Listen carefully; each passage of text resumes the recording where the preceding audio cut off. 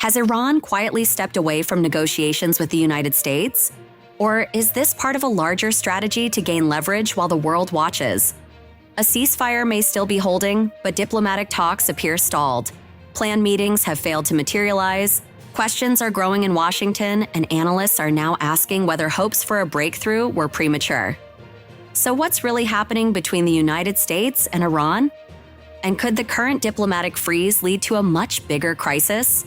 Let's take a closer look. Recent developments have raised fresh concerns about the future of U.S. Iran relations.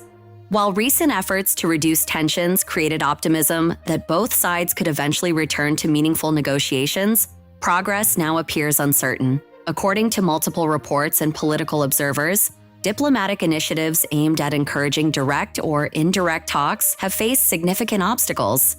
The biggest issue appears to be trust. For years, relations between Washington and Tehran have been shaped by sanctions, military tensions, and competing strategic interests across the Middle East.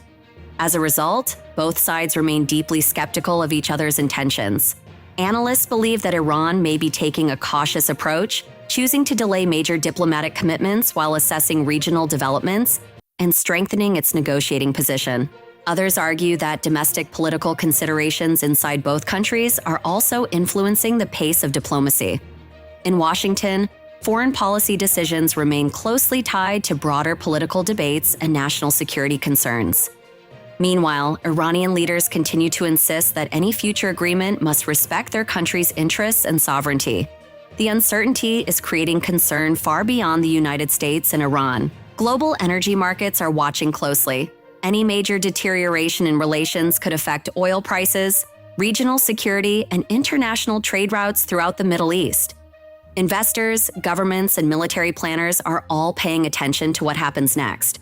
So, the key question remains: is this simply a temporary pause in diplomacy?